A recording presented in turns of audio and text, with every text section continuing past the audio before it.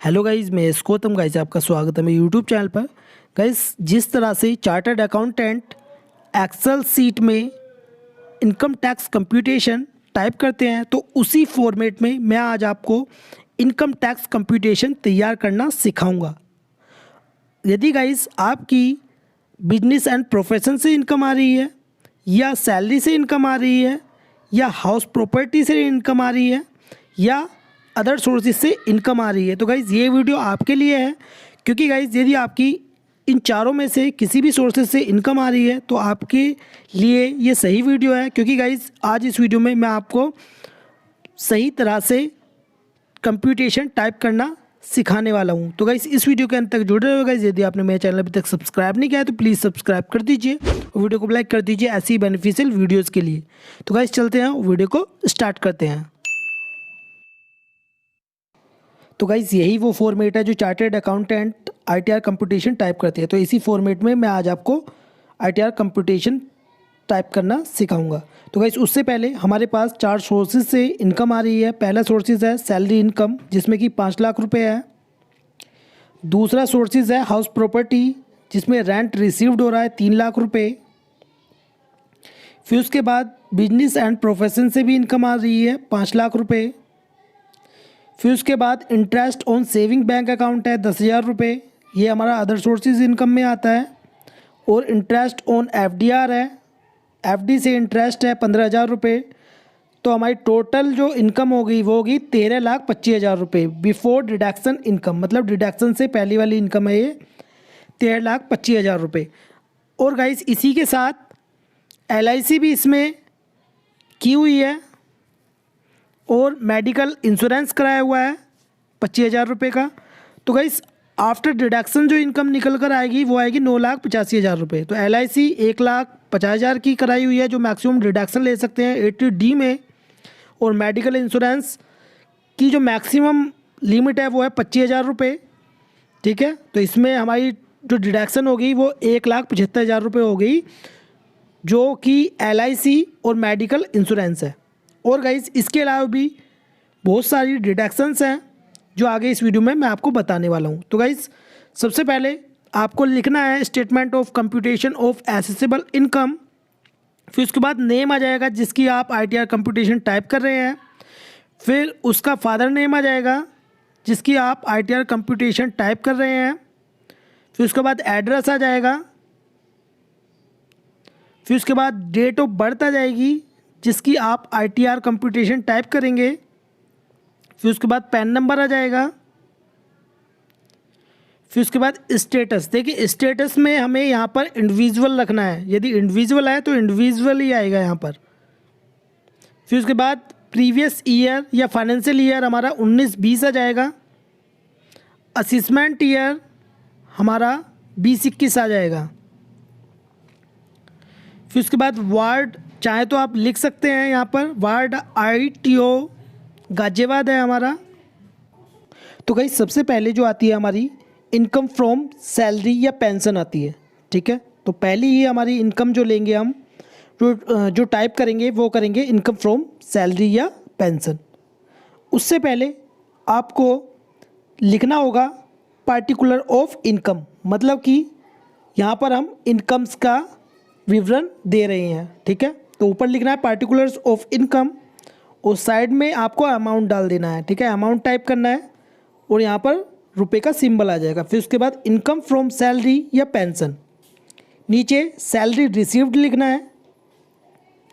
तो कितनी सैलरी हमारी यहाँ पर आ रही है, 5 लाख रुपए। ठीक है, यहाँ पर हम 5 लाख रुपए टाइप करेंगे। फिर उसके बाद लेस करेंगे, देखिए यहाँ पर लेस होती है standard deduction under section 16IA। इसमें हमारी डिडक्शन मिल जाती है सैलरी से। यदि आपकी इनकम है चाहे वो कितनी भी हो तो इसमें 50,000 रुपये डिडक्शन मिल जाती है अंडर सेक्शन 16IA के तहत। तो लेस करेंगे standard deduction under section 16IA। यदि आपकी सैलरी से इनकम आ रही है तो यहाँ पर 50,000 रुपये आप डिडक्शन ले सकते हैं। तो यहाँ पर हम सम का फॉर्मूला लगाएंगे, इक्वल टू सम, यहाँ पर हम 5 लाख रुपए में से माइनस करेंगे 50,000 रुपये। तो जो सैलरी से इनकम है हमारी वो हो जाएगी 4.5 लाख रुपए। ठीक है, तो सैलरी से हमारी इनकम कितनी होगी? 4,50,000 रुपये आफ्टर डिडक्शन। ठीक है, अब उसके बाद रेंट रिसीव्ड, यहाँ पे रेंट रिसीव्ड हो रहा है 3 लाख रुपये। ठीक है, फिर उसके बाद जो इनकम हम टाइप करेंगे वो करेंगे इनकम फ्रॉम हाउस प्रॉपर्टी। तो एनुअल रेंट रिसीव्ड कितना है? 3 लाख रुपये। ठीक है, 3 लाख रुपये यहाँ पर हम टाइप करेंगे और इसमें हमारी डिडक्शन है 30%। यदि आपका कितना भी रेंट आ रहा है तो आप 30% डिडक्शन आपको इसमें मिल जाती है। ठीक है, तो यहाँ पर 3 लाख का 30% निकालेंगे और उसे माइनस करेंगे 3 लाख रुपए में से। ठीक है, 3 लाख का 30% कितना हो गया? या तो आप यहाँ पर फॉर्मूला यूज़ कर सकते हैं या आप डायरेक्ट भी यहाँ पर लिख सकते हैं। तो 90,000 रुपये हो गए हमारे। 3 लाख का 30% 90,000 रुपये। तो यहाँ पर भी हम सम का फॉर्मूला लगाएंगे। तो 3 लाख में से माइनस 90,000 रुपये, यहाँ पर हम फॉर्मूला लगाएंगे इक्वल टू सम। ठीक है, यहाँ पर हो गया हमारे 2,10,000 रुपये। तो after deduction income from house property कितने हो गए? 2,10,000 रुपये। ठीक है, जो कि बिफोर डिडक्शन कितने थे? 3 लाख रुपये, और आफ्टर डिडक्शन कितने हो गए? 2,10,000 रुपये, क्योंकि इसमें यहाँ पर हमें डिडक्शन मिली है 30%। ठीक है, फिर उसके बाद बिजनेस एंड प्रोफेशन से इनकम आ रही है 5 लाख रुपये। तो income from business and profession आपको टाइप करना है। नीचे एस्टिमेटेड इनकम फ्रॉम 44 ADA और 44 AD। देखिए 44 ADA ये प्रोफेशनल्स के लिए होती है, ध्यान दीजिएगा। 44 ADA ये प्रोफेशनल्स के लिए होती है और 44 AD ये बिजनेस के लिए होती है। इनकम फ्रॉम बिजनेस के लिए होती है 44 AD और प्रोफेशनल्स के लिए 44 AD होती है। अब ग्रोस रिसिप्ट यहाँ पर 10 लाख रुपए है। ठीक है, लेकिन नेट इनकम जो है वो 5 लाख रुपए है। तो ग्रोस रिसिप्ट दिखाएंगे 10 लाख रुपए। ये हमारी 44 ADA में है। 5 लाख रुपए हमने यहाँ पर डाल दिए हैं।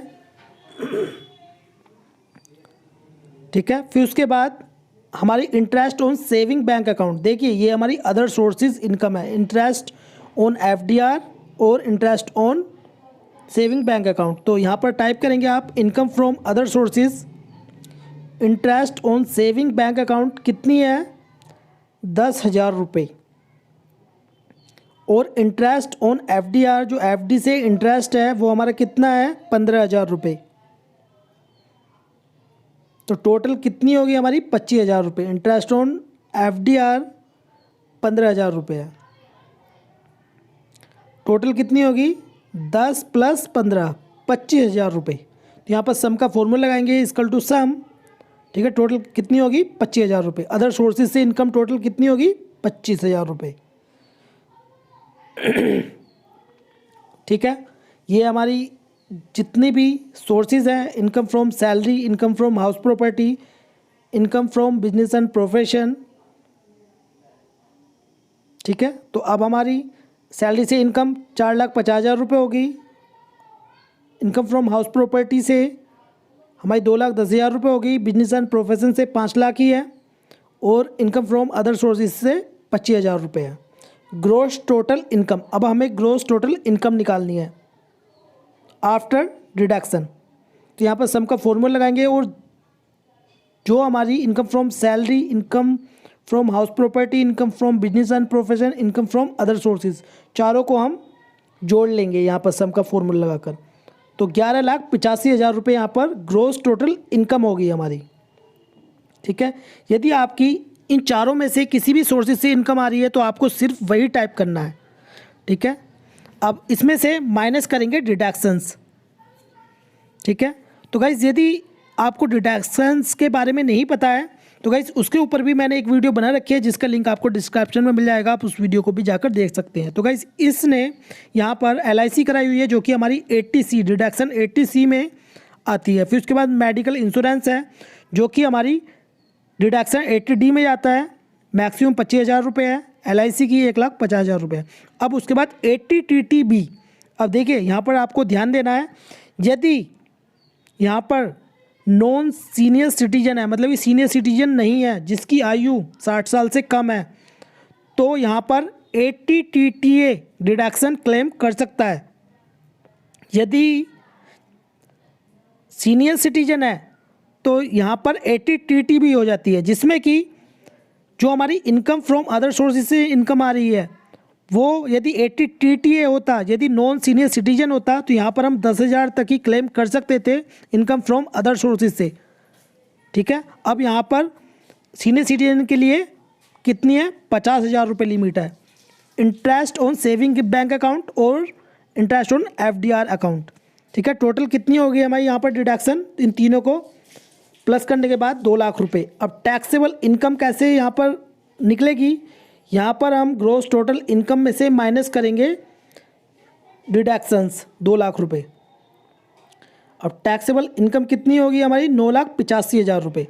बिफोर डिडक्शन इनकम कितनी थी, 13,25,000 रुपये, लेकिन आफ्टर डिडक्शन कितनी है, 9,85,000 रुपये। तो गाइस अब हमें 9,85,000 का यहाँ पर टैक्स कैलकुलेट करना होगा। गाइस आपको ITR कंप्यूटेशन टाइप करने से पहले इनकम टैक्स स्लैब रेट पता होना बहुत ज़रूरी है। फिर भी मैं आपको टैक्स कैलकुलेट करके यहाँ पर दिखा देता हूँ इनकम टैक्स स्लैब रेट के अनुसार। तो गाइस यहाँ पर केस जो है वो सीनियर सिटीजन के लिए है, और सीनियर सिटीजन के लिए 1 रुपये से लेकर 3 लाख तक एग्जैम्प्ट है। 3 लाख तक कोई भी टैक्स नहीं है, 3 लाख एग्जैम्प्ट है। नॉन सीनियर सिटीजन के लिए 2.5 लाख रुपये एग्जैम्प्ट होते हैं। ठीक है, तो 3 लाख तो यहाँ पर हमारी जीरो हो गई, इस पर कोई भी टैक्स नहीं बना।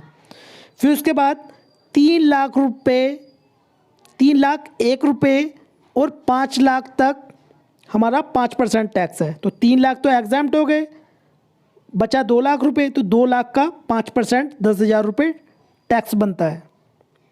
फिर उसके बाद 5 लाख 1 रुपये से लेकर 10 लाख तक 10% टैक्स होता है as per income tax slab rate के अनुसार।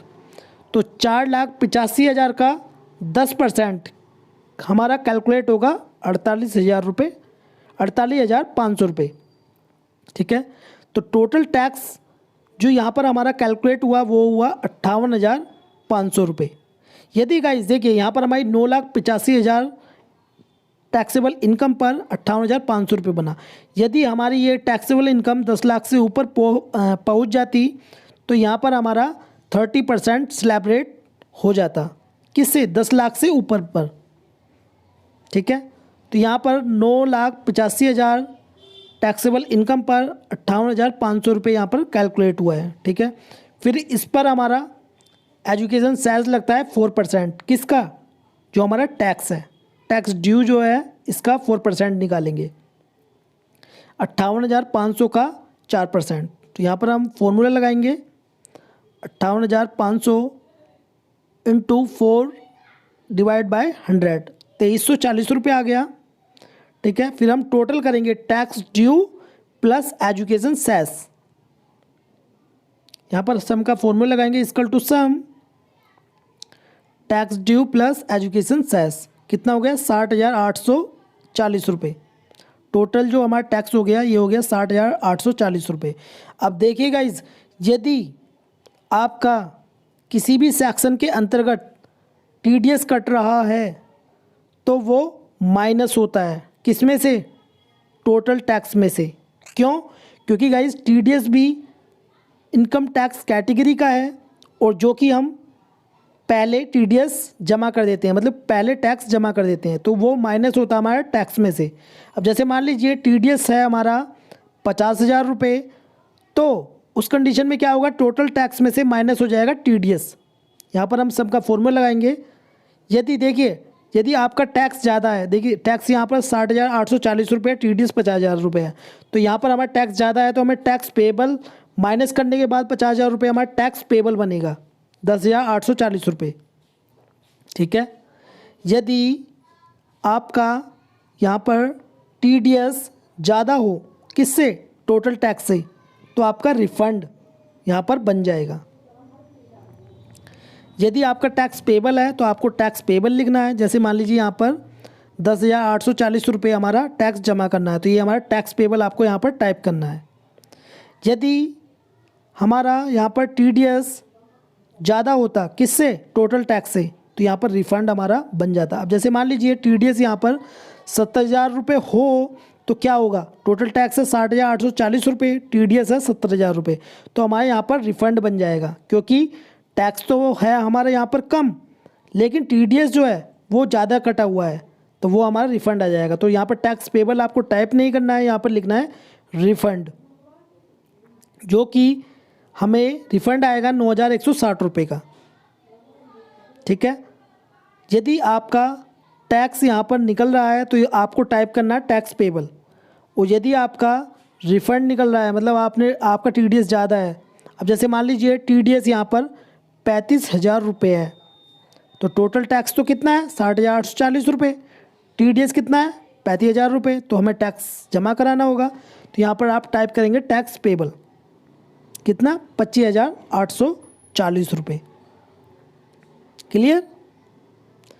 और गाइस यदि आप टैक्स जमा कराए थे, देखिए ये जो टैक्स पेबल आएगा ये जमा कराने से पहले आएगा। यदि आप जमा करा देते हैं टैक्स, तो आप फिर लिखेंगे, टाइप करेंगे tax paid under section 140A। Clear. यदि आप टैक्स जमा नहीं किया है तो आप यहाँ पर लिखेंगे टैक्स पेबल, और जब आप टैक्स जमा करा देंगे तो आपको टाइप करना है tax paid under section 140A। ठीक है।